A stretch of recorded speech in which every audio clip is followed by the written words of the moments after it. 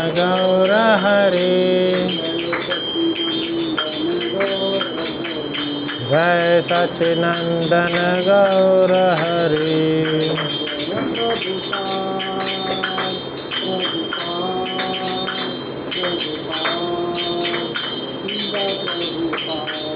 जय जय प्रभुपाद प्रभुपाद प्रभुपाद जय श्रील प्रभुपाद।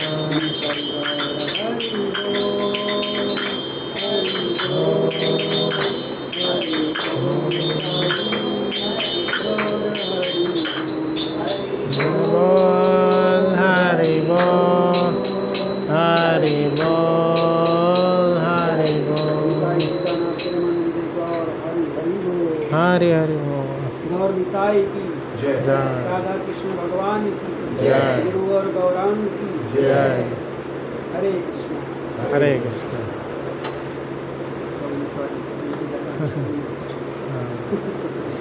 आप सभी का स्वागत है आज के सभा में। आप पिछला याद है कुछ कुछ? कैसा रहा आपका हफ्ता पूरा? हाँ ठीक रहा। पिछले क्लासेस में सब आप आए थे ना? कुछ याद है? क्या पॉइंट्स पे हमने डिस्कशन किए थे?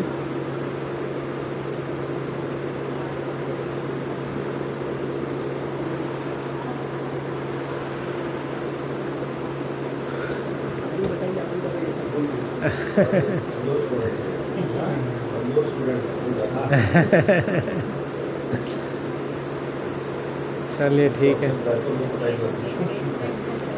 हाँ कोई बात नहीं, एक नोट्स लिख सकते हैं या मोबाइल में भी नोट्स के फैसिलिटी रहता है, लिख सकते हैं। तो आज का ये जो सेशन है एग्जिस्टेंस ऑफ सोल, फैक्ट और फैंटेसी, तो इस पे हम चर्चा करेंगे। और इसमें बहुत सारे साइंटिफिक डिटेल्स भी है, तो ये जानने का प्रयास करेंगे। जैसे कई लोग बोलते हैं कि आत्मा वगैरह कुछ नहीं होता, डराने के लिए बोलते रहते हैं।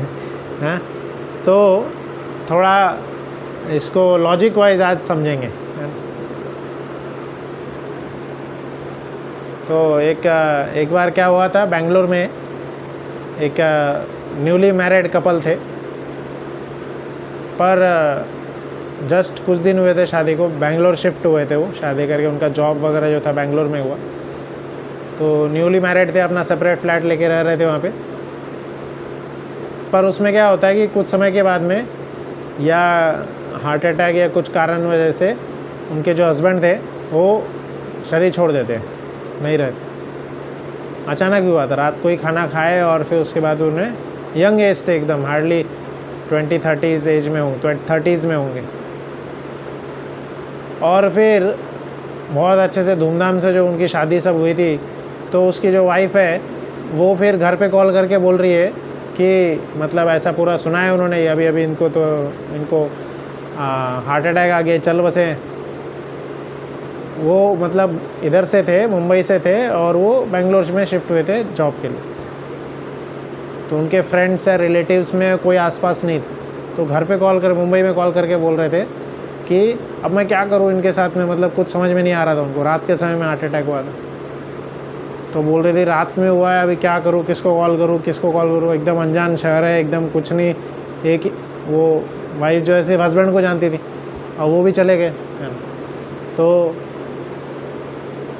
अब वो जो हस्बैंड के साथ में एकदम अच्छा लाइफ आगे का प्लान कर रहे थे,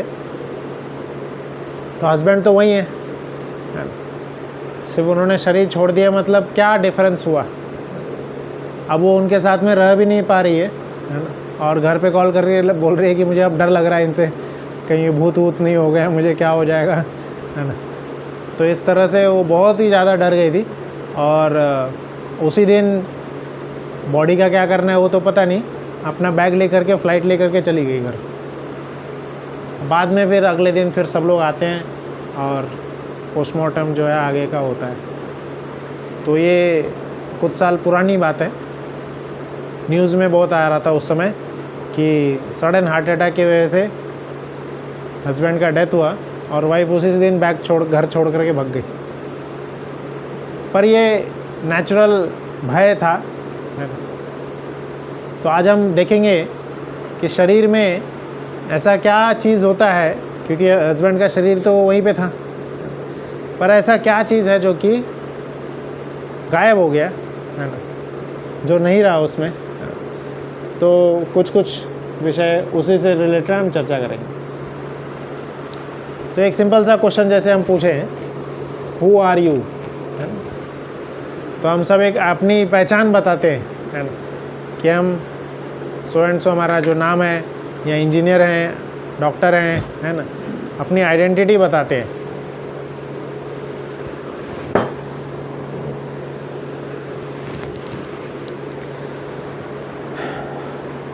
तो कोई भी आइडेंटिटी हमारी जो होती है टेम्पररी होती है। जैसे हम अभी बोल रहे हैं कि भारत सिटी में रह रहे, किसी कारणवश शिफ्ट हो गए तो वो आइडेंटिटी बदल जाएगी। कोई बोल रहा है इंडियन है, प्रमोशन सपोज हो गया, जॉब फिच किसी दूसरे देश में चले गए, तो वो आइडेंटिटी भी बदल जाएगी, है ना। तो सारे जो आइडेंटिटी है हमारे टेम्पररी हैं, बदल जाते हैं। अगर कोई अपना नाम बता रहा है कि मेरा ये नाम है, लोग नाम भी बदल लेते हैं।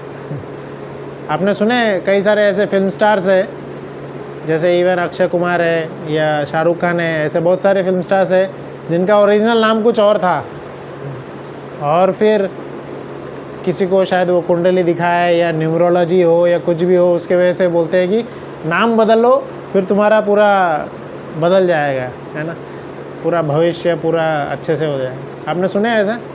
है?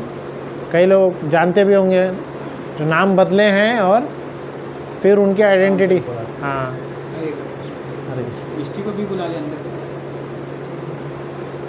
तो इस प्रकार से अगर कोई अपना नाम बता रहा है कि मेरा ये नाम है, मेरी आइडेंटिटी ये है, नाम तो यूँ बदल लेते लोग है कि नहीं। अभी कुछ समय पहले दिल्ली में रेड फोर्ट के पास में ब्लास्ट हुआ था, है ना। तो उसमें जो मेन आरोपी पकड़ा गया था, उसके पास में 28 पासपोर्ट मिले थे उसे। इंसान वही है, 28 बार नाम उसने बदले और 28 नाम से उसके अलग अलग पासपोर्ट मिले उसके पास, पुलिस को मिले थे। तो सेम व्यक्ति के 28 नाम आ रहे इतने बार वो नाम बदलता है, अपना अलग अलग पासपोर्ट, आधार कार्ड, आइडेंटिटी सब क्रिएट कर लेता। तो इस प्रकार से ये सब भी हमारे क्या है, आइडेंटिटी नहीं है, बदल जाते हैं। तो यहाँ पे बहुत समय पहले एक साइंटिस्ट थे, हैरी मॉन्सन, ये एनाटॉमी के प्रोफेसर है। एनाटॉमी मतलब बॉडी के अलग अलग पार्ट्स की जो स्टडी होती है, एनाटॉमी बोलते हैं उसको बायोलॉजी में। तो हमारे ह्यूमन बॉडी में जनरली हम देखेंगे तो क्या क्या है। तो आज का टॉपिक जो है उसी से रिलेटेड ये है, सोल, फैक्ट और फैंटेसी। तो ये थोड़ी बहुत फैक्ट्स के ऊपर बात कर रहे हैं। ह्यूमन बॉडी में क्या क्या है, ये सब वेट वाइज चीज़ों का आंकलन है। अगर किसी व्यक्ति का वज़न 60 पाउंड्स है तो कुछ वज़न उसका कैल्शियम का रहेगा, उसके शरीर में कैल्शियम है, फॉस्फेट है, पोटेशियम है ना। कुछ बीमारी होती है, हम डॉक्टर के पास जाते हैं ना, आपके पास कैल्शियम की कमी हो गई, फॉस्फेट की कमी हो गई, है ना। तो मैं तो यही आश्चर्य में रहता हूँ, हाई किधर बॉडी में, फॉस्फेट किधर है तो बोलते हैं कि ये दवाई लो, आपको फॉस्फेट मिल जाएगा। तो ऐसा दवाई कंटिन्यूसली लेते रहना। जैसे किसी को B12 विटामिन की कमी हो जाती है, तो उसके लिए भी कई सारी चीज़ें बोलते हैं, हाँ ये सब खाते हो।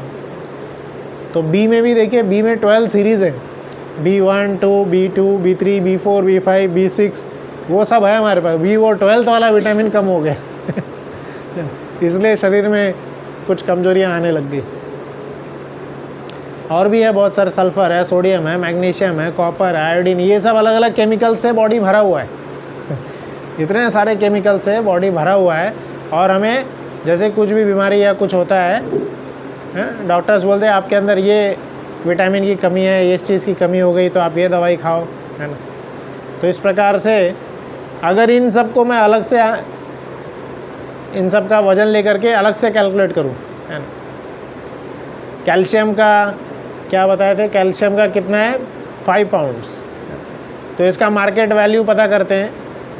कैल्शियम कितने का आता है 5 पाउंड्स जो है, फॉस्फेट 1.5 पाउंड कितने का आएगा, नाउ फिर पोटेशियम कितने का आएगा, सल्फ़र कितने का, सोडियम कितने का, ये सब का अगर मार्केट वैल्यू पता करें, है ना, और इस तरह से सबकी मार्केट वैल्यू ऐड करेंगे, मार्केट में उसका रेट क्या चल रहा है, तो है ना, ये हमें कैसा लगेगा कि भाई थोड़ा सा सब जोड़ करके हार्डली कुछ कितना, ये तो बहुत पुराना रेट बता रहे हैं, बहुत पुराना है ये स्लाइड, ज़्यादा से ज़्यादा 500-1000 तक में जाएगा आज की महंगाई के हिसाब से। हमारे बॉडी में जितने भी केमिकल्स है वो सब का अमाउंट निकालेंगे, कितना वज़न है, और उसका मार्केट वैल्यू डाल के दिखाएंगे, है ना। या कई लोग बोलते हैं कि हमारे जैसे बॉडी के ऑर्गन्स अगर ट्रांसप्लांट करेंगे, है ना, तो कोई अगर हमें कितना लाखों रुपए दे और बोले कि आपकी हमें किडनी दे दो, ज़रूरत है ना, तो कोई देना चाहेगा?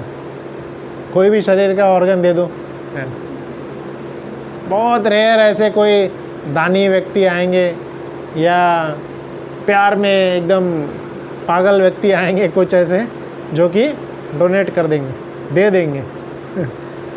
ज़्यादातर तो लोग नहीं देंगे, भले ही शरीर का कोई भी ऑर्गन ले लो।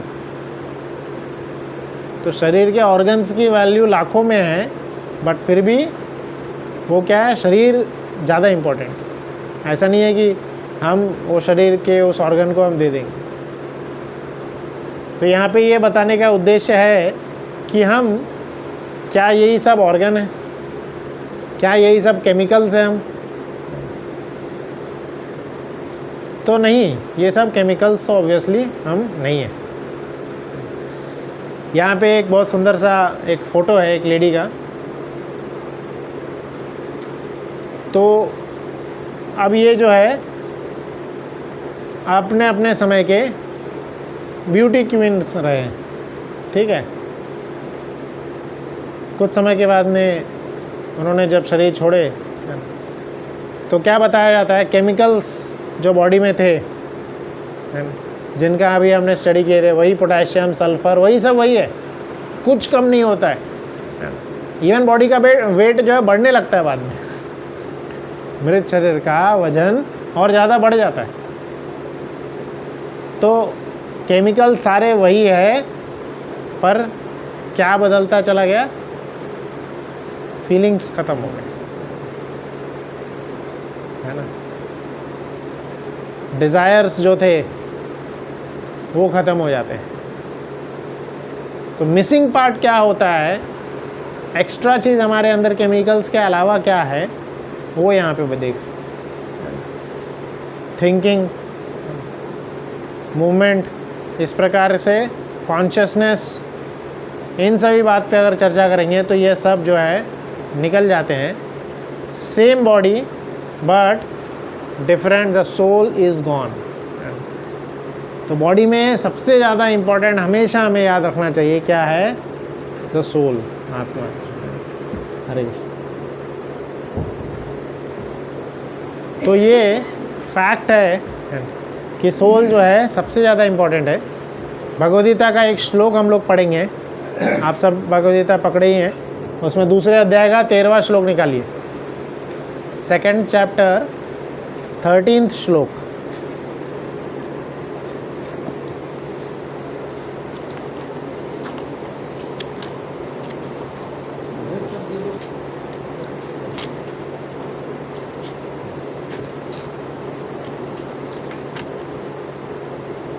तो ये आपके पास जैसे ये वाली गीता है तो इसमें पेज नंबर 70, ये भगवद गीता है यही वाला है, इसमें पेज नंबर 70, उनको खोला वाला दीजिए,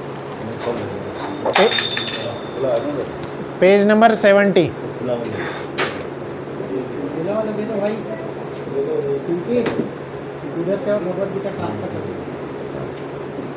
पेज नंबर 70 आप निकालिए। तो श्लोक निकालना है ना। पेज नंबर 70 दूसरे अध्याय का 13 श्लोक आप सब दोहराइए। बहुत फेमस श्लोक है और ध्यान देने योग्य श्लोक है। जो पिक्चर यहाँ पे सामने आप देख रहे होंगे इसी से रिलेटेड पिक्चर श्लोक है। देहिनो अस्मिन् यथा देहे देहिनो अस्मिन् यथा देहे कौमारं यौवनं जरा कौमारं यौवनं जरा तथा देहांतर प्राप्ति तथा देहान्तरप्राप्ति धीरस्तत्र न मोह्यते। सब फिर से दोहराएंगे। देहिनो अस्मिन् यथा देहे कौमारं यौवनं जरा तथा देहांतर प्राप्ति धीरस्तत्र न मोह्यते। तो कोई यह मीनिंग पढ़िए इसका, वहीं पे बोल्ड अक्षर में मीनिंग लिखा है। जिस प्रकार शरीरधारी आत्मा इस वर्तमान शरीर में बाल्यावस्था से तरुणावस्था में और फिर वृद्धावस्था में निरंतर अग्रसर होता रहता है, उसी प्रकार मृत्यु होने पर आत्मा दूसरे शरीर में चला जाता है। वीर व्यक्ति ऐसे परिवर्तन से मोह को प्राप्त नहीं होता। तो ये जो नेचुरल ट्रांसफॉर्मेशन है इसके बारे में बताया जा रहा है। क्या बता रहा है? धीर व्यक्ति यह ट्रांसफॉर्मेशन देख करके मोहित नहीं होता। देहिनो अस्मिन् यथा देहे, देह में हरे कृष्ण। जैसे भारत में रहने वाले लोगों को क्या बोलते हैं? भारतीय। चाइना में रहने वाले चाइनीज़ हो गए, बिहार में रहने वाले बिहारी का अलग, महाराष्ट्र में महाराष्ट्रियन है। तो देह में रहने वाले लोगों को क्या बोलते हैं? देही लिखा है ना, देही। तो हम सब देही हैं। किसको बोल रहे हैं? हम सबको बोल रहे हैं। कहीं इसमें लिखा ही नहीं हिंदू मुस्लिम सिख क्रिश्चियन ईसाई, कुछ नहीं है ना। जो भी देह में रह रहा है, अभी सभी मनुष्य देह में ही रहते हैं, अलग से थोड़ी रहते हैं। अलग से रहेंगे आत्मा तो दिखाई भी नहीं देगी।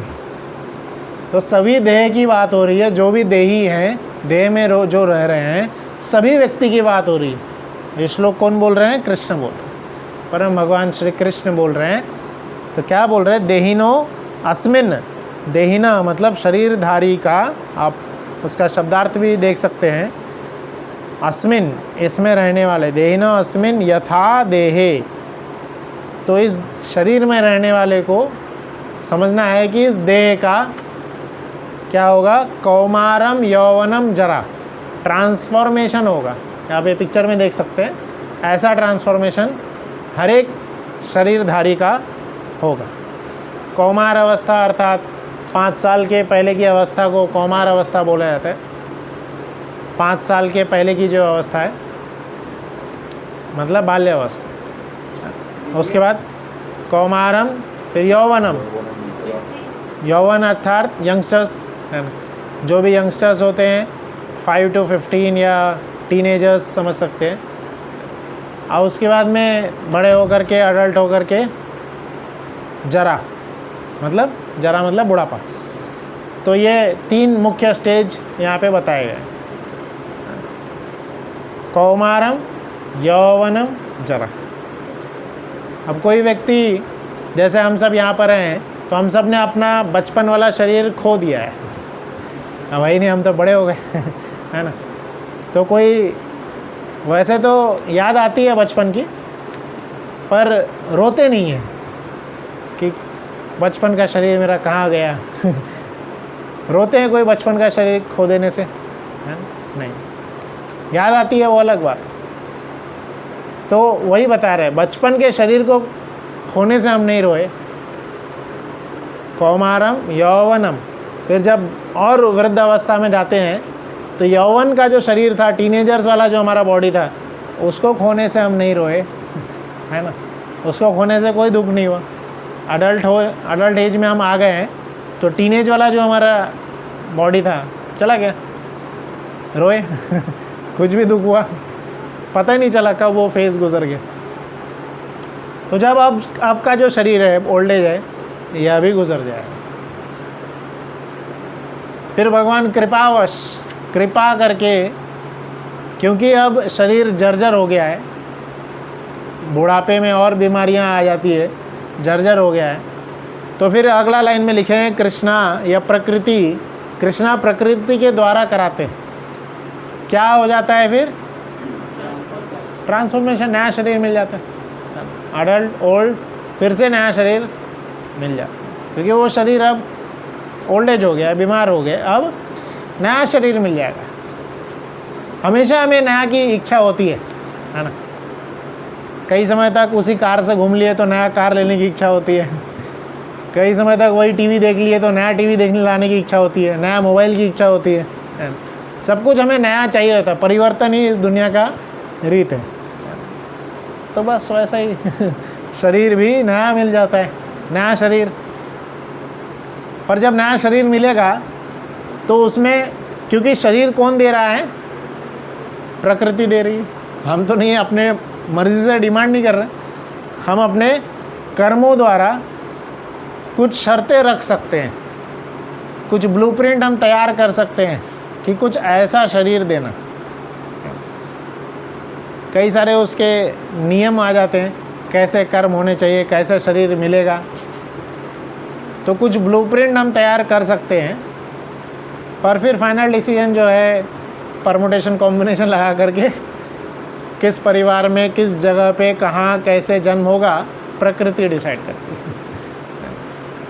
तो फिर नया शरीर में क्या होगा? नया परिवार मिलता है, नया क्षेत्र मिलता है और नया मेमोरी मिलता है। पुरानी मेमोरी फेड अप हो जाती है, चली जाती है। अब आप बताइए, पुरानी मेमोरी फेड अप हो जाना, क्या ये सही है या गलत है?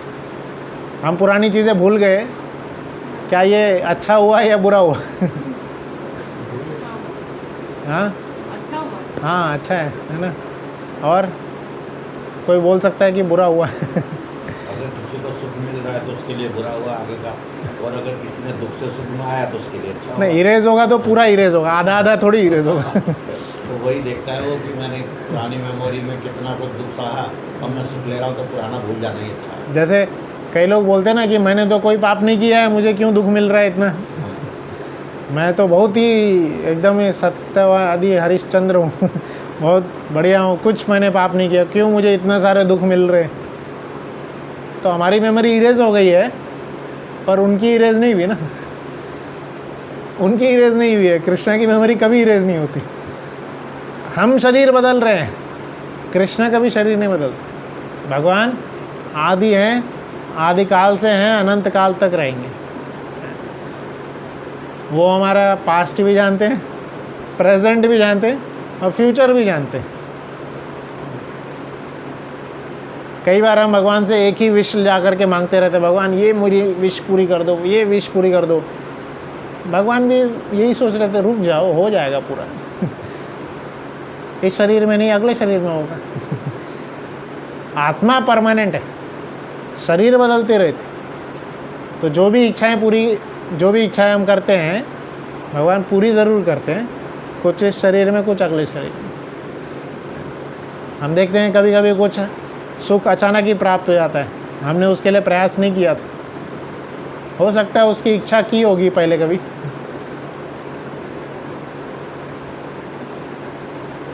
तो यहाँ पे वही बता रहे, आत्मा के लिए for the soul there is neither birth nor death at any time, है ना। इसी में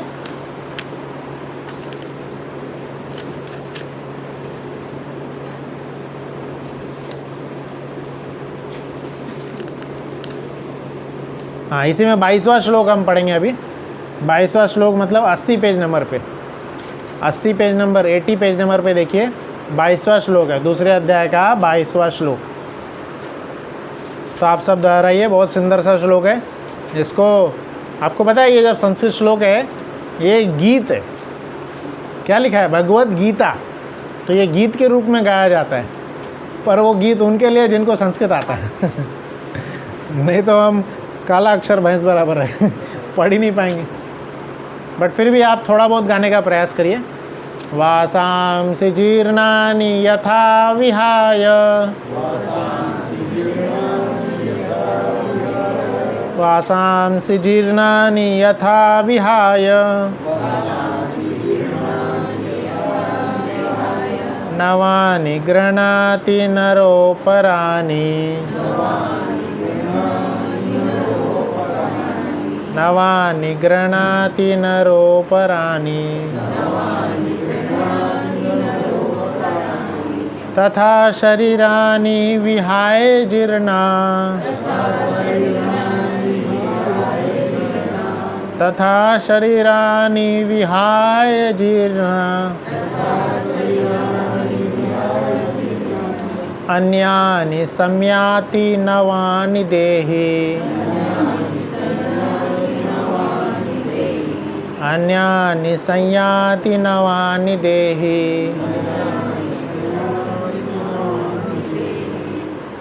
सब लोग नहीं पढ़ रहे हैं, 80 पेज नंबर पर है 22वां श्लोक। एक बार और पढ़ेंगे। वासांसि जीर्णानि यथा विहाय, नवानि गृह्णाति नरोपराणि, नवा यत्तथा शरीराणि विहाय जीर्णा, अन्यानि संयाति नवानि देहि। पढ़िए इसका ट्रांसलेशन, बोल्ड में लिखा हुआ है। जिस प्रकार मनुष्य पुराने वस्त्रों को त्याग कर नए वस्त्र धारण करता है, उसी प्रकार आत्मा पुराने तथा व्यर्थ के शरीरों को त्याग कर नवीन भौतिक शरीर धारण करता है।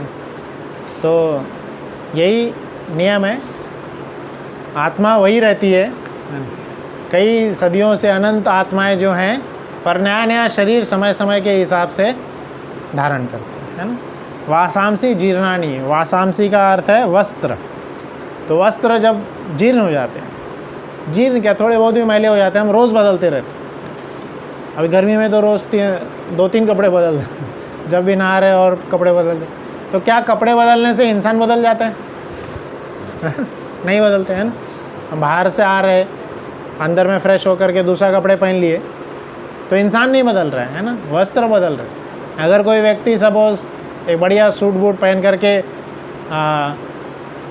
कोई क्राइम कर दिया, गाड़ी चला करके किसी के साथ कुछ गलत कर दिया, मर्डर कर दिया, कुछ क्राइम हो गया, और फिर घर पे आकर के सब चेंज कर लिया, उसने ट्रैक सूट पहन लिया, अलग कपड़े पहन लिए, या कहीं और सिटी में चला गया, तो क्या उस क्राइम का उसको जो रिज़ल्ट है उसको नहीं मिलेगा? मिलेगा ही, है ना, मिलेगा ही मिलेगा। आप क्राइम पेट्रोल देखते हैं? कौन कौन लोग देखते हैं? हाँ, नहीं देखते? आप देखते हैं? और कभी कभार देखा देखे हैं, सुने तो होंगे कुछ। आजकल लोग, टेक्नोलॉजी इतनी फास्ट हो गई है, इतनी बढ़िया हो गई है ना। अभी अप्रैल महीने में एक हादसा हुआ था दिल्ली में। दिल्ली में कोई ये थे IRS ऑफिसर थे, कोई इंडियन रेलवे ऑफिसर थे कोई, उनकी बेटी का जो है ख़त्म हो गई। तो एक लड़के ने ही, उसके पहचान के फ्रेंड ने उसको मार दिया। एकदम पूरा IRS ऑफिसर, मतलब सोचिए दिल्ली के एकदम बेस्ट एरिया में, फुल्ली गार्डेड एरिया में, घर में उनकी बेटी के साथ जो है गलत हो जाता है और मर जाती है। और फिर वो ट्रस्टेड आदमी था, तो इसलिए आराम से वो बाहर निकल के चला जाता है कहीं भी, और वो अपने सारे फ़ोन बंद कर देता है, सारा सब कुछ बदल देता है। पर फिर भी टेक्नोलॉजी इतनी फास्ट है, हार्डली 10 दिन के अंदर उनको पकड़ लिया गया। किस बेसिस पे? भगवान ने हमको कई सारे यूनिक चीज़ें दी हैं। क्या क्या चीज़ें यूनिक दी है हमें? हाँ, फिंगरप्रिंट्स है हमारे पास में, है ना, फेस रीडिंग है हमारे पास में, फेस भी सबका यूनिक ही है ना। तो ये तो भगवान के द्वारा दी गई चीज़ें हैं। और टेक्नोलॉजी ऐसा है, आप टेक्नोलॉजी को पीछे कहाँ ट्रेस नहीं कर सकते, है ना। अभी जो बातें हो रही है, जैसे हमें लगता है कि कोई मैसेजेस है या हमारे द्वारा भेजा गया कुछ भी है, उसको भी ट्रेस कर सकते है ना। तो ऐसे ट्रेस करके उनको पकड़ लिया गया। तो शरीर तो बदल गया उसका, ड्रेस बदल गया उसका, पर क्योंकि इंसान वही है, पकड़ा गया और उसको जो भी सज़ा होनी है। तो कई बार हमें लगता है कि हमने कुछ गलती नहीं की, हमें क्यों ये दुख मिल रहा है। तो क्या बोल रहे हैं, वासांसी जीर्णानी यथा विहाय। मे भी इस शरीर में नहीं किए होंगे आपने, बट पिछले शरीर में कुछ क्राइम किए होंगे, है ना। यहाँ की पुलिस तो आपके इसी शरीर को ढूंढ पाएगी, बट जो यूनिवर्सल पुलिस है ना, वो शरीर भी बदल जाएगा, आपके 1 या 2 या 3-4 शरीर भी बदल जाएंगे, 3-4 जन्म निकल जाएंगे, फिर भी अगले 5वें जन्म में ढूंढ लेगी आपको, है ना। 5वें जन्म में हमको ढूंढ करके उस सज़ा का हमें जो रिज़ल्ट है मिलेगा। धृतराष्ट्र का उदाहरण हमें भूलना नहीं चाहिए, बहुत ही फेमस हमारे शास्त्र से उदाहरण है। धृतराष्ट्र जानते हैं ना कौन है, कौन नहीं जानता है, सब जानते हैं, है ना। तो उसके 100 पुत्र थे, है ना। तो एक बार क्या हुआ था, धृतराष्ट्र ने जो तितली है ना, तितली भी अंडे देती है, जानते हैं ना। तो तितली या कोई ऐसे चिड़िया थी, किसी शास्त्र में चिड़िया लिखा है, किसी में तितली लिखा है, जो भी है। तो उनके जो है, उन्होंने घोंसले, चिड़िया थी या तितली थी, जो भी थी, हाँ, तो उसके घोंसले उसने गिरा दिए थे मस्ती मस्ती में, और उसमें थे उसके 100 अंडे। तो उस बेचारी तितली या उसकी फैमिली के 100 पुत्र मारे गए थे। तो उनको 100 पुत्र के दुख खोने का दुख मिलना था उनको। आपके भी 100 बच्चे मारे जाएंगे और वो दुख आपको मिलेगा। पर यहाँ शास्त्र ऐसा बोलता है कि जैसे किसी को पुत्र हो रहा है तो ये बहुत बड़े पुण्य की बात है। अब 100 पुत्र प्राप्त करना, इतना पुण्य था ही नहीं उसके पास में। धृतराष्ट्र के पास में इतना पुण्य नहीं था कि उसको 100 पुत्र मिलेंगे। तो कई जन्मों तक उसके पुण्य जमा होते गए उतने पुण्य, और लगभग 90 जन्म या 80 जन्म, कितने तो जन्मों के बाद में उतने पुण्य जमा हुए, और उतने जन्मों के बाद में उसको 100 पुत्र मिले, है ना। दुर्योधन, सुयोधन, ऐसे करके जो उसके पूरे 100 पुत्र थे, 100 पुत्र मिले। अब वो फिर 100 पुत्र मारे गए, और फिर 100 पुत्र के खोने का दुख उसको हुआ, धृतराष्ट्र को।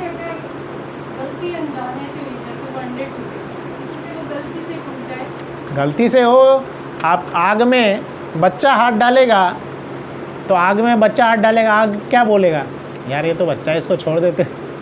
हाँ? बच्चा है, आग में तो बच्चा हाथ डाल रहा है ना, तो बच्चा तो गलती से ही डालता है हाथ में। आपने देखे होंगे किचन में आप कुकिंग कर रहे होते हैं, आपका बच्चा आता है, हाथ लगाने लगता है, वो नीला नीला क्या चीज़ है, वो आग उसी में हाथ डालता है ना। या कभी कभी चाकू खाने लगता है बच्चा, है ना। तो बच्चा चाकू खाएगा तो दर्द होगा कि नहीं, खून निकलेगा कि नहीं, समझे। तो कैसा है कि जाने में हो या अनजाने में हो, मतलब क्या है, जैसे कोई क्राइम कर लिए। अभी हमारी इंडियन जो जुरिस्डिक्शन है या जुडिशरी जो है कमज़ोर है, तो उसमें अगर कोई बच्चा, कोई भी व्यक्ति, मैं देखा हूँ ऐसे कई सारे, कोई व्यक्ति क्राइम करता है, बाद में छूटने के लिए बोल देता है अरे ये मेंटली डिसेबल्ड था, उस बहाने वो छूट जाता है। पर ऊपर के सत्ता में वो सब नहीं चलता है। आप मेंटली डिसेबल्ड हो, फिजिकली डिसेबल्ड हो, फ़र्क ही नहीं पड़ता, सज़ा मिलेगी मतलब मिलेगी, है ना। तो यह फ़र्क नहीं पड़ता कि आप किस परिस्थिति में हैं या कैसे वो क्राइम हो रहा है, गलत हो रहा है। तो इसलिए हमेशा हमें ध्यान रखना चाहिए कि हमेशा हमें कोई ना तो कोई देख रहे हैं, है ना। And this is the real fact. क्या है, for the soul there is neither birth nor death at any time. Soul कभी ना जन्म लेता है ना मरता है, सिर्फ शरीर बदलते हैं, और हर शरीर जब भी बदल रहा है उसका पूरा सिस्टम में रिटर्न होते जा रहा है, क्या वो कर रहा है। हमें तो उल्टा धन्यवाद देना चाहिए भगवान का। सतयुग में त्रेता युग में और द्वापर युग में, स्टार्टिंग के जो 3 युग थे उसमें मन में भी जो क्राइम किए जाते थे उसका भी उनको रिजल्ट मिलता था, सज़ा मिलता था। कलयुग में भगवान की कृपा है कि मन में जो हम क्राइम कर रहे हैं उसका हमें रिजल्ट नहीं मिलता है ना? नहीं तो सब हमेशा परेशानी रहती। मन में तो हर एक व्यक्ति दूसरे सामने वाले व्यक्ति को पूरा एकदम धोने के ही चक्कर में रहता है, पर समाज है बोल करके थोड़ा चलो शांत रहे, है ना। मन में व्यक्ति कितने क्राइम नहीं कर रहे हो, पर कलयुग में सज़ा तभी है जब तक आप रियल में नहीं करते। मन में आप कुछ भी करते बैठिए बट रियल में जब करेंगे तभी सज़ा होगी। और उल्टा भी है, मन में आप जितने पुण्य करेंगे उसका लाभ मिलता है। मन में आप अगर सोचें कि मैं वृंदावन में जा रहा हूँ, गोवर्धन के परिक्रमा मैंने किए हैं, राधा मदन मोहन के सामने दंडवत प्रणाम कर रहा हूँ, उनको हजारों हजारों कमल पुष्प ऑफर कर रहा हूँ, उनकी आरती कर रहा हूँ, तो इसका लाभ मिलता है। मन में किए गए पाप का रिजल्ट नहीं मिलता है, पर पुण्य का रिजल्ट मिलता है। शास्त्र में बताया गया है, अर्जुन को कृष्ण बता रहे हैं कि मेरी मूर्ति, भगवान की जो विग्रह हैं, आप मन में भी भगवान का विग्रह बना के उनको वर्शिप कर सकते हैं। मन में भगवान का स्वरूप सिद्ध करके उनको वर्शिप कर सकते हैं और उसका लाभ मिलेगा। तो सोचिए कितना बड़ा ऑफर है। मन में किए गए पुण्य का लाभ मिलेगा, पाप का नहीं मिलेगा। कई सारे ऐसे एग्जाम्पल है सतयुग में, सतयुग द्वापर त्रेता के ऐसे कई सारे एग्जाम्पल्स है जिन्होंने मन में पाप किए और उनको परिणाम मिला। मन में सिर्फ सोचे थे उन्होंने पाप करने का, कई सारे ऐसे एग्जाम्पल आप कितना ही गिनाओ।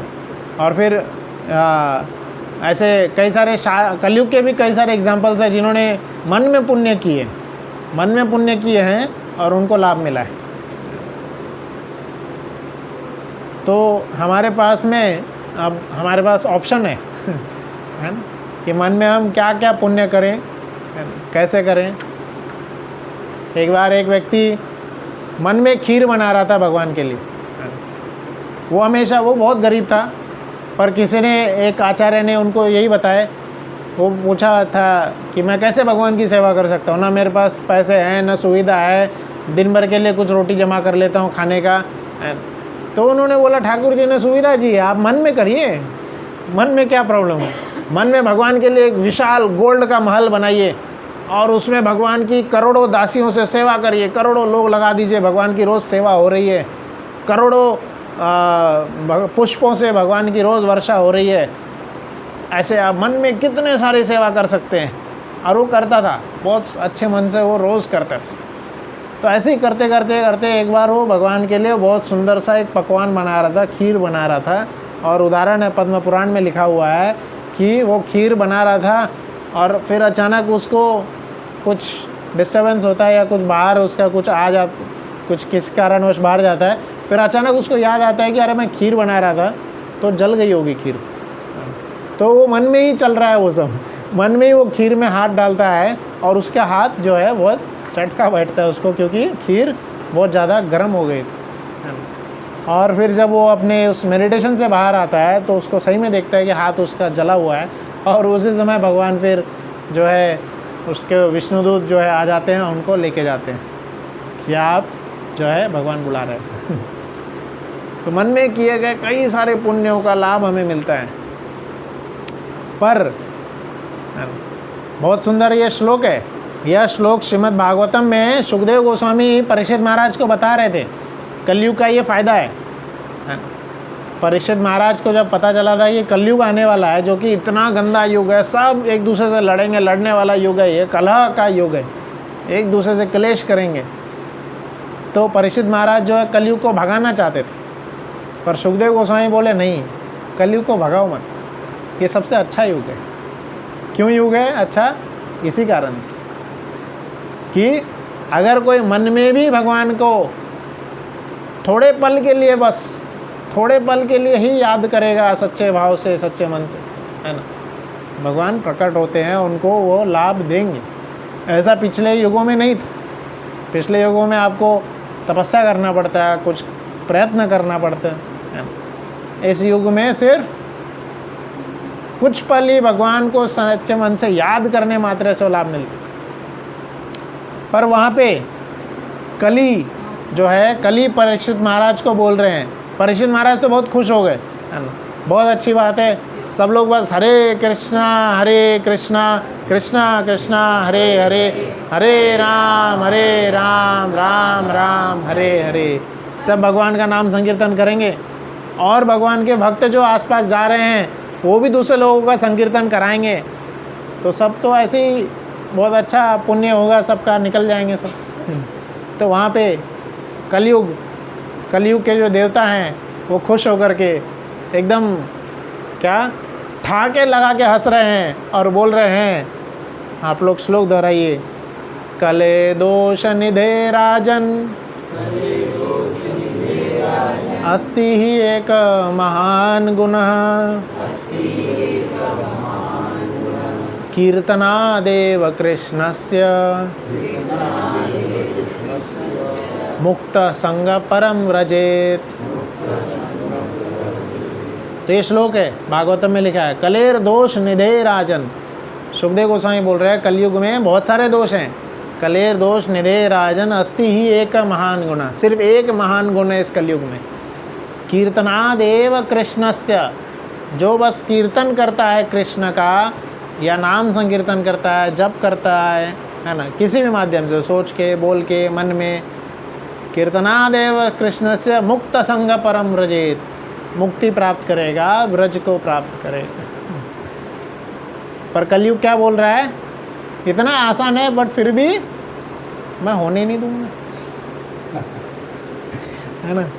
इतना आसान है, बस नाम जप करना है। इसका पिछले लेक्चर में, पिछले क्लास में हमने इसी बात पे चर्चा किए थे कि धर्म क्या है और धर्म को हम कैसे पालन करें। इस बात पे हमने चर्चा किए थे। और धर्म का रिजल्ट जो हमने देखे थे, क्या रिजल्ट देखे थे? हरि नाम संकीर्तन, है ना, हरि नाम का जाप करना। तो यही हमने रिजल्ट देखे थे कि best way to perform dharma is by chanting lord's name, भगवान के नाम का जाप करना। पर कलयुग क्या बोलते हैं? चैलेंज करके दिखाओ, चैलेंज करके दिखाओ नाम जप।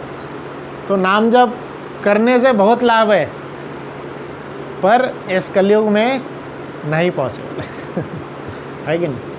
इतना आसान है। पिछली बार भी मेरा पूरा क्लास जो हमने इसी के ऊपर लिए थे कि नाम जप का कितने फ़ायदे हैं, नाम जप कैसे करना है। तो दिन भर में हम काउंट कर सकते हैं कितने बार हम हरि का नाम ले रहे हैं, कितने बार भगवान का नाम हमारे मुख पे आ रहा है। राम कृष्ण भगवान हरे कृष्ण महामंत्र। आज सुबह से आप काउंट करिएगा, और लगे तो आगे के लिए होमवर्क बना लीजिएगा। रात को सोते समय रोज़ नोटबुक में लिखिएगा कि आज मैंने कितना समय नाम जप किया है और कितना समय नहीं किया है। हम सभी का 2 बैंक बैलेंस होता है ना। जैसे बैंक में आप देखते हैं ना, क्रेडिट डेबिट, क्रेडिट हो रहा है, डेबिट हो रहा है। तो हमारा जो इटर्नल बैंक अकाउंट है, तो उसमें कितना हमने नाम जप किए हैं वो क्रेडिट होते जाएगा, है ना। वही हमारी असली धरोहर रहेगी। कितना नाम जप किए, यही हमारी असली धरोहर है। बाकी सब पैसा, रुतबा, ऐशो आराम, सब नाम जो भी है सब मिट्टी में मिल जाएगा कुछ नहीं रहने वाला, है ना, कुछ नहीं रहेगा। तो यही यहाँ पे लिखा है, for the soul there is neither birth nor death, है ना। आत्मा के सारे चीज़, आत्मा जिस शरीर में है उस शरीर की सारी चीज़ें मिट जाएगी। जब दूसरे शरीर में जाएगा तो क्या जाएंगे? दूसरे शरीर में क्या जाता है? वो फीलिंग्स जाती है, वो व्यवहार जाता है, वो सतगुण जाते हैं।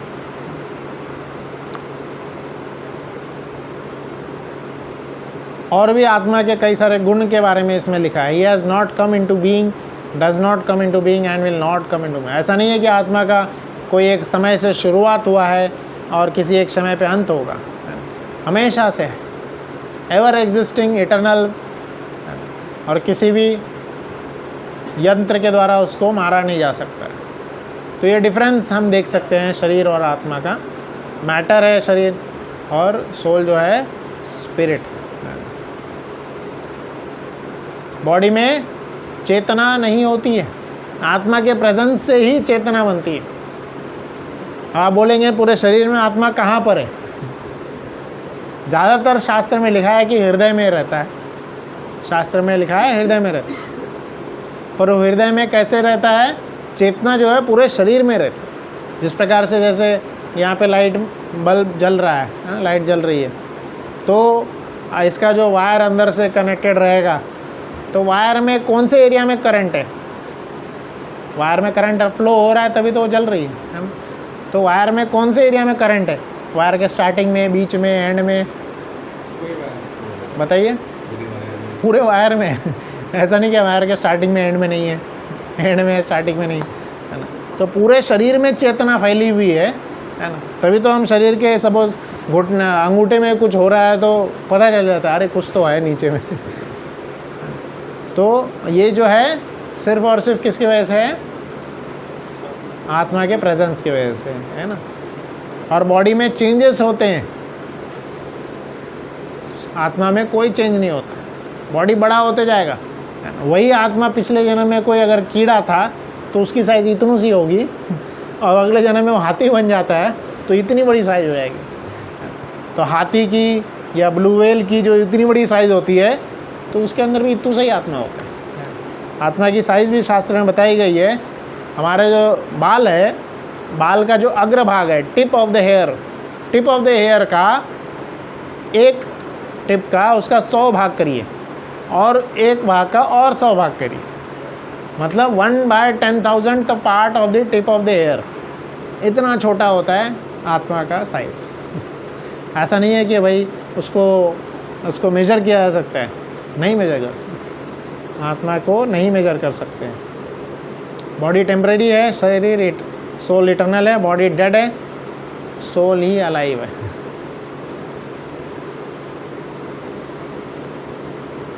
तो अर्जुन को कृष्णा स्टार्टिंग में ही, क्योंकि अर्जुन को किस बात का दुख हो रहा था स्टार्टिंग में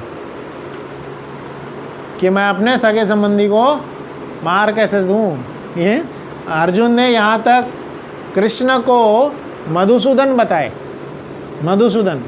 मधुसूदन अर्थात जो मधु नाम के राक्षस को मारे हैं, मधु के जो मार दिए हैं, है ना। तो आप अर्जुन कृष्णा को डायरेक्ट ब्लेम कर रहे हैं। आप तो राक्षसों को मारे हैं, आपने अपने पिता का, माता का थोड़ी वध किए हैं, आपने अपने गुरु का वध थोड़ी ना किए हैं, और मेरे को बोल रहे जाके पिता माता को मारो, गुरु को मारो। तो अर्जुन को कृष्णा जो है पूरा ये स्टार्टिंग का लगभग सेकंड चैप्टर जो ज्ञान दिए, सेकंड चैप्टर ही सबसे बड़ा चैप्टर है, इसमें 72 श्लोक है, 72 श्लोक है इसमें। तो पूरा ज्ञान 72 श्लोक में, सेकंड चैप्टर में शरीर और आत्मा का ही ज्ञान, पूरा 72 श्लोक इसी बारे में। स्टार्टिंग में अर्जुन को कृष्ण यही ज्ञान दिए कि हम शरीर नहीं आत्मा है। तो यहाँ पे एक बहुत सुंदर सा एग्जाम्पल है आप सभी के लिए। यहाँ पे क्या है, लेफ़्ट साइड के फ़ोटो में एक जज का पैनल बैठा हुआ है, जज का पैनल बैठा है, और यह पैनल बैठ करके एक कुछ शो देख रहा है या कुछ डिस्कशन कर रहा है ना। और वही ड्रामा जो जज का पैनल इधर देख रहे हैं, जैसे होता है ना, जज में बोलते हैं कि हम सबूत पे विश्वास करते हैं, तो कुछ वीडियो सबूत उनको दिखाया गया, तो इधर जज के पैनल देख रहे हैं, और वही इधर राइट साइड में कैमरा भी उनको देख रहा होता है। कैमरा से कैसे रिकॉर्ड करते हैं, कैमरा को सामने रख देते हैं, है ना, तो वही रिकॉर्ड कर रहा होता है। जैसे मोबाइल है, रिकॉर्ड कर रहा है, तो मोबाइल भी देख रहा होता है, देखेगा तभी तो रिकॉर्ड करेगा। तो दो यहाँ पे कॉलम बने हुए हैं, एक कॉलम में जजेस वीडियो को देख रहे हैं, दूसरे कॉलम में कैमरा वीडियो को देख रहा है। तो क्या डिफरेंस है दोनों में? कोई व्यक्ति अगर वीडियो देख रहा है या कोई मशीन वीडियो देख रहा है ना, क्या डिफरेंस है बताइए? व्यक्ति के अंदर फीलिंग्स है, लेकिन मशीन के अंदर फीलिंग्स नहीं है। कुछ फीलिंग नहीं आएगी। कुछ वीडियो में हंसी की बात आएगी तो मशीन थोड़ी हंसेगा मशीन एज इट इज़ रहेगा, चाहे हंसी वाली बात हो या रोने वाली बात हो, सारे बात तो मशीन वैसी ही रहेगा, पर जो जजेस का पैनल है, जो ह्यूमंस है, उसमें ये सब डिफरेंस आएंगे। एक्सपीरियंस, एंगर, कॉन्शियस, जो भी फीलिंग्स है, और फाइनली जज करना। आजकल एआई आ रहा है, आप चैट जीपीटी, जेमिनाई से या परप्लेक्सिटी, इतने सारे हैं, उससे कुछ भी आप पूछ सकते हैं। कुछ कुछ इमोशंस उसके अंदर भी है, पर आप उसको जज नहीं कर सकते, वो जज नहीं कर सकता, एआई जज नहीं कर सकता, है ना। आप एआई से पूछिए कि मेरे बच्चे ने ग्लास तोड़ दिया, मैं उसको डांटूं, मारूं कि छोड़ दूं? आप एआई से पूछिएगा, एआई आंसर नहीं दे पाएगा। एआई आपके ऊपर ही छोड़ देगा 3-4 ऑप्शन दे करके, 3-4 ऑप्शंस आपको दे देगा, बोले अब आप ही करो जो करना है ना। तो एआई जज नहीं कर सकता, मशीन जो है जज नहीं कर सकते हैं। और ऐसे कई सारे इमोशंस है जिसको वो वर्ड्स में तो बता देगा, बट उसके अंदर कुछ नहीं है। कई सारे लोग बोल रहे हैं कि एआई आने से जॉब्स ख़त्म हो जाएंगे नहीं, बहुत सारे जॉब्स अभी भी हैं और आगे भी हमेशा रहेंगे। ये तो ट्रांजिशन है। तो हम देख सकते हैं कि जिसमें सोल का प्रेजेंस है, ये सारी चीज़ें, ये सारी अनुभूतियाँ हमेशा उनमें रहती है। तो यहाँ पे एक व्यक्ति पूछ रहे थे श्रील प्रभुपाद से, Swami ji, I think our body is just a complex machine. कोई एक ऐसा मशीन है हमारा शरीर जो कि खराब हो जाता है। तो यहाँ पे प्रभुपाद जी पूछे थे, सपोज़ जैसे अभी आप सुने होंगे नोएडा में एक केस हुआ था, नोएडा में बहुत नोएडा, ग्रेटर नोएडा शायद में, तो वहाँ पे एक रोड का है, और रोड जो है ऐसा सीधा जा कर के एकदम शार्प राइट टर्न है। एक ऐसा रोड था वहाँ पे, शार्प राइट टर्न, मतलब वहाँ पे एक जैसे राइट टर्न होता है, कर्व होता है, ये एकदम शार्प था। और सामने में कुछ भी ऐसा मार के ऐसा लेबल नहीं लिखा हुआ था कि हाँ यहाँ पे राइट टर्न है, मुड़ो यहाँ पे, ऐसा कुछ टर्न का वहाँ पे लेबल नहीं था।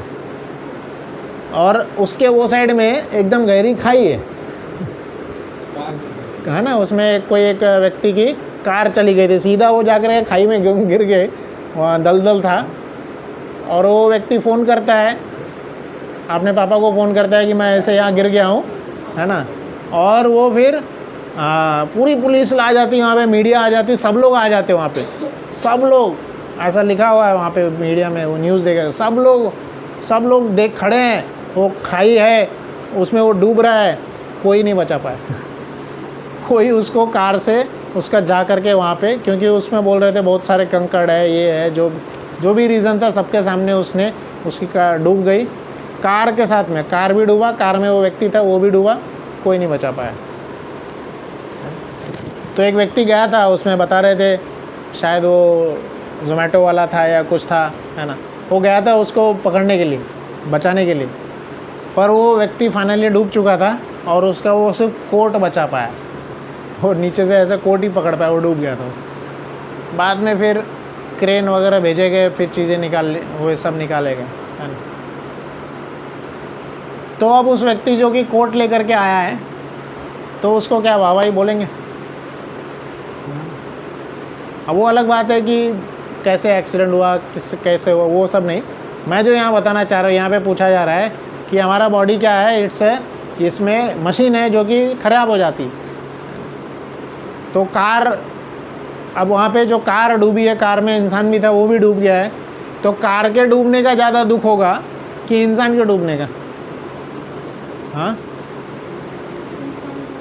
इंसान के डूबने का ज़्यादा दुख होगा, इंसान की वैल्यू ज़्यादा है। पर कई बार हमारी जो गवर्नमेंट की जो मशीन सिस्टम्स है, उसमें इंसानों की वैल्यू कम हो जाती है ना। तो ये मशीन है, तो यहाँ पे ऐसा बता रहे हैं कि ये मशीन है, but who is empowering that machine?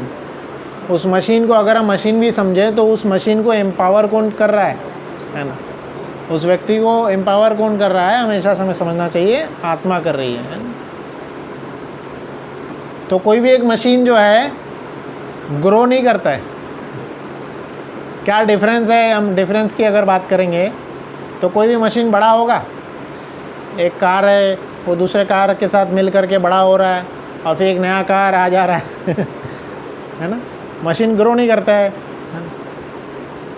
तो जो वो सारे 6 चेंजेस होते हैं, जनरली 6 चेंजेस होते हैं। लिविंग बीइंग और नॉन लिविंग बीइंग में डिफरेंस क्या है, तो 6 चेंजेस हो जाते हैं। बर्थ, ग्रोथ, फिर मेंटेनेंस, ओल्ड एज, डिसीज़।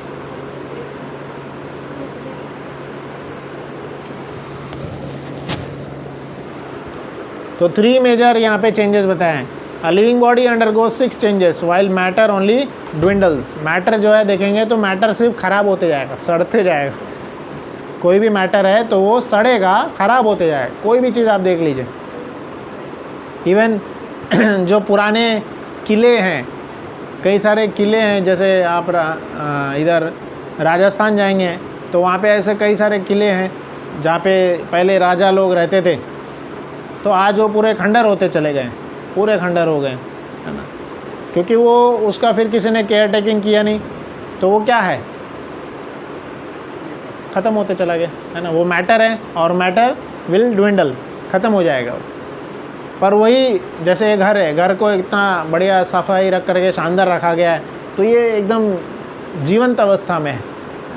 पर वहीं वहाँ पे जो किले हैं वो सब ख़त्म होते चले जा रहे हैं। तो मैटर विल ड्विंडल, जो जिसमें आत्मा नहीं है, आत्मा का वास नहीं है, वो ख़त्म हो जाएगा। प्रकृति का नियम है। जैसे फल है, यहाँ पे हम इतने सारे फल लेकर के आए हैं, अब फल जो है पेड़ से अलग हो गया है, ये हार्डली कुछ ही दिन टिकेगा ये फल है ना। ये फल आप रखा रहने दीजिए, 1-2 दिन में ये फल क्या हो जाएगा, इसका स्वाद भी ख़त्म हो जाएगा, इसके अंदर जो नरिशमेंट है, जो टेस्ट है, सब ख़त्म हो जाएगा, पूरा फल सड़ जाएगा। क्यों? क्योंकि ये मेन जो सोर्स है उससे कनेक्शन टूट गया। अब इसमें आत्मा नहीं है, ये मैटर है ना। तो हमेशा जो है सोल का प्रेजेंस ही इम्पोर्टेंट होता है, वही ज़रूरी होता है। ये 6 चेंजेस यहाँ पे बताएं: birth, growth, maintenance, production of by products, dwindling and death. इन्हीं सबको तो देखते हुए फिर आप देखेंगे जगदीश चंद्र बोस ने बताए थे कि भाई पेड़ों में भी आत्मा है ना, पेड़ भी जीवंत होते हैं, पेड़ में भी ये सारे चेंजेस आते हैं: birth, growth, maintenance, production, dwindle, death. तो यहाँ पे क्या बता रहा है, we are not this body, we see in the mirror. हम जो अपना आईने में जो अपना शरीर देखते हैं, है ना, ये शरीर हम नहीं है हम जिस शरीर का इतना उसको डेकोरेट करते हैं, हम कौन है? आत्मा है, the soul, the real driver of the car. जिस तरह से कार में ड्राइवर होता है, तो कार का फ्यूल अलग है, ड्राइवर का फ्यूल अलग है। कार में अलग ईंधन जाता है और ड्राइवर को अलग ईंधन चाहिए। कार को पेट्रोल डीजल चाहिए, हम पेट्रोल डीजल खाते हैं हमारा ईंधन अलग है। तो उसी प्रकार से ये जो मशीन है, यह भी एक कार के जैसा है, जिसका ईंधन अलग है। शरीर को जो भोजन है, भोज्य पदार्थ जो है, वो सब चाहिए। अब आत्मा को फिर क्या चाहिए? आत्मा का ईंधन क्या है? हरि नाम, है ना। आत्मा का ईंधन जो भी शुभ काम है परमात्मा से, जिससे हम कनेक्शन डेवलप कर सकते हैं। आत्मा जब परमात्मा से कनेक्शन डेवलप करता है, वही उसका ईंधन है, उसी से वो प्रसन्न होता है। तो यहाँ पे ये सब, we are not the material body of flesh bones, we are spirit soul encaged in the material body. हम देही हैं, देह में रहने वाले, ये समझना चाहिए। ये शास्त्र का विचार है। पिंजड़े का एग्जाम्पल बताया जाता है शास्त्र में। जिस प्रकार से अगर कोई तोता पिंजड़े में रह रहा है, केज में रह रहा है, और उसको आप बहुत सजाएंगे, पिंजड़े को बहुत सजाते जाइए, बट तोते को कुछ खाना नहीं देंगे, तो तोता धीरे धीरे करके शरीर छोड़ देगा। तो उसी प्रकार से अगर व्यक्ति आत्मा का भोजन नहीं देगा, सिर्फ शरीर को भोजन देते जाएगा जीवन भर, तो वो आत्मा डेड हो जाती है। डेड इन द सेंस कि आत्मा तो रहेगी, आत्मा तो कभी नहीं मरती है, पर इन द सेंस कि वो पूर्ण रूप से भगवान से कनेक्शन ख़त्म हो जाता है ना। ऐसे भी जैसे आप न्यूज़ वगैरह में देख सकते हैं, ऐसे कई सारे सीरियल किलर्स पाए जाते हैं जिनको दूसरे को मारने से कुछ दुख नहीं होता। उनके सामने क्या हो रहा है उनको कुछ दुख नहीं, वो एक मशीन की तरह जी रहे होते, उनको सारे इमोशंस उनके ख़त्म हो गए होते। तो कोई व्यक्ति अगर हमेशा किसी भी गलत काम पे चलते रहेगा, हमेशा गलत मार्ग पे चल रहा है, तो धीरे धीरे वो एक पॉइंट आ जाता है जब वो सारे इमोशंस के परे हो जाता है, उसको कुछ फ़र्क नहीं पड़ता उसके सामने कोई क्या गलत हो रहा है सही हो रहा है ना। तो आत्मा का भोजन देना हमें कभी बंद नहीं करना चाहिए। आत्मा का भोजन क्या है? वो सारे माध्यम जिससे हम परमात्मा से कनेक्ट हो पाते हैं, भजन करना, कीर्तन करना, प्रसाद पाना, मंदिर जाना, ये सारे जो माध्यम है यह आत्मा का भोजन है।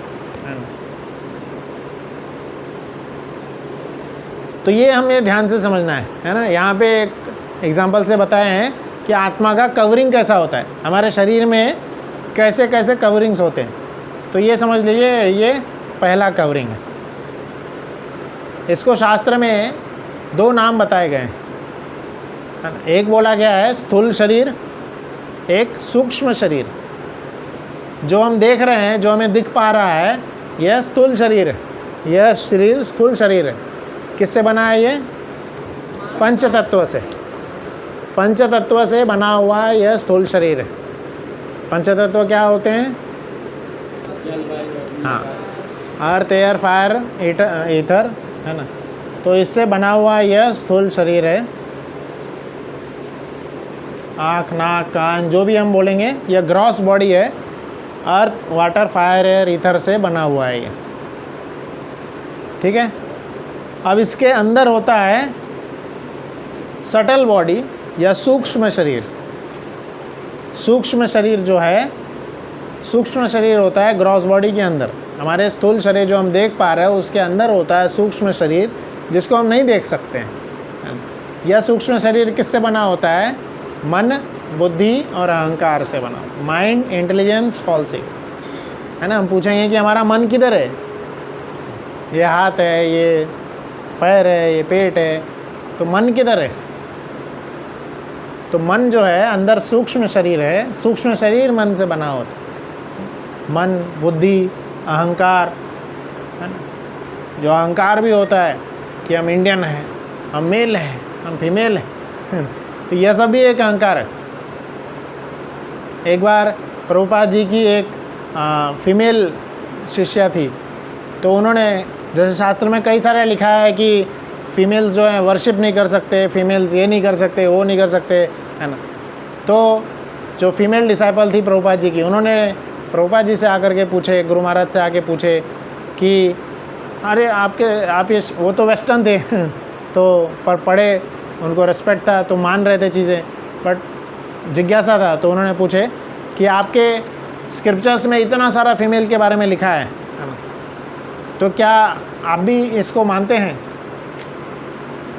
तो प्रभुपाद जी बताए कि मेल फीमेल भी एक अहंकार है, ये भी तो बॉडी ही है। सिंपल सा है। कई सारे ऐसे लोग पाए गए हैं जैसे ट्रांसजेंडर्स होते हैं, तो ये क्या होते हैं? पिछले जन्म में मेल बॉडी में थे, अब इस जन्म में वो फीमेल बॉडी में आ गए।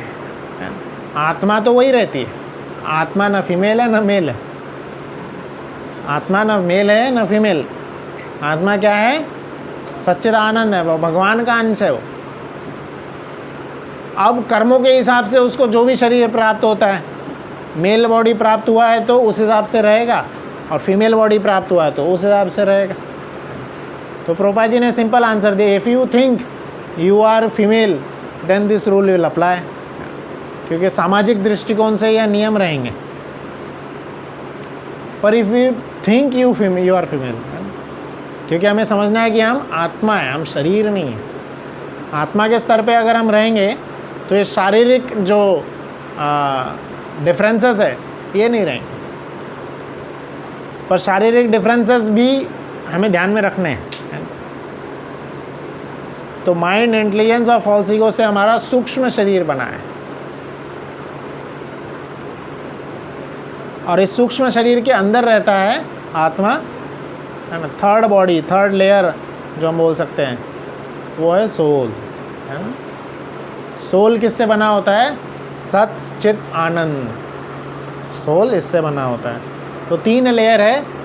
स्थूल शरीर जो हमें दिखाई देता है ये पंचतत्व से बना है। सूक्ष्म शरीर माइंड इंटेलिजेंस फॉल्स ईगो से बना है, और उसके अंदर होता है आत्मा। अब शरीर के अंत में क्या होता है? जब शरीर छूटता है तो ये स्थूल शरीर जो है यहीं छूट जाता है। पंचतत्व से बना हुआ ये स्थूल शरीर यहीं छूट जाता है, और आत्मा जो कि सूक्ष्म शरीर में है वो सूक्ष्म शरीर दूसरे आने वाले नेक्स्ट बॉडी में जाता है। इसलिए कई लोगों को, जैसे आप देखेंगे कि बचपन से ही पानी से डर लगता है, बचपन से ही कुछ कुछ चीज़ों से डर लगता है। डर हो गया, या डोमिनेटिंग नेचर हुआ, या इन्फीरियरिटी कॉम्प्लेक्स हुआ, ये सारी चीज़ें बचपन से कैसे आ रही है? तो जो पिछले शरीर में जो मन था वो मन तो कैरी हुआ ना। मन सूक्ष्म शरीर में रहता है, वो कैरी होते चले जाता है, और सारी इच्छाएं, सारी फीलिंग्स, सारे कॉन्शियसनेस ये मन से जनरेट होती है। तो ये शास्त्र की वाणी है। ये हमने 22वां श्लोक तो अभी पढ़े ही थे कि as we put on new dresses giving up old ones, similarly we will get the new body. तो इस तरह से यहाँ पे ये पूरा बताएं। और भी कई सारे सोल के एग्जिस्टेंस के प्रूफ मिले हैं। Even out of body experiences, OBE, या नियर डेथ एक्सपीरियंसेस, NDE, ये सब देखे गए। कई सारे लोगों के अनुभव हैं, और ऐसे जर्नल्स पब्लिश हुए हैं जिनमें उनके अनुभव लिखे हुए हैं, जिसमें जिस व्यक्ति की सर्जरी हो रही है, और वो सर्जरी में जनरली एनेस्थीसिया दे देते हैं, पूरा बेहोश कर देते हैं, पर वो सर्जरी ख़त्म होने के बाद पूरी सर्जरी की डिटेल्स बता रहा है कि तुमने ऐसे ऐसे ऐसे किए थे। तो बोल रहा था कि मैं अपने बॉडी का अपने शरीर का सर्जरी होते हुए ऊपर से देख रहा था, तो उसकी आत्मा ऊपर निकल गई थी और पूरे उसको देख रही थी। तो ये नियर डेथ एक्सपीरियंसेस होते हैं, out of body experiences, out of body. और भी ऐसे कई सारे जर्नल्स में पता चलता है। एक व्यक्ति थे जो कि बोल रहे थे, जब मैं हॉस्पिटल में गया था ऐसा लगा था 2 काले आत्मा मुझे लेने के लिए आ रहे हैं, 2 भयानक भयानक शरीर वाले काले आत्मा जो है मुझे आ गए लेने के लिए, है ना। पर फिर कैसे तुम्हें बच गया? और उसको वो एक्सपीरियंस पूरा हमेशा रहता है। तो ऐसे एक्सपीरियंसेस भी मिले हैं। तो यह भी प्रूव करता है कि जो है शरीर अलग है, आत्मा अलग है। OBE out of body experiences, और NDE near death experiences. Ian Stevenson नाम के ये हैं, इन्होंने कई सारे किताबें लिखी हैं, तो उसमें ऐसे कई सारे लोगों के मेमोरीज लिखे हुए हैं। ये है रीइंकार्नेशन की स्टोरी। ये एक कार्लसन पास्ट लाइफ एक्सपीरियंस है।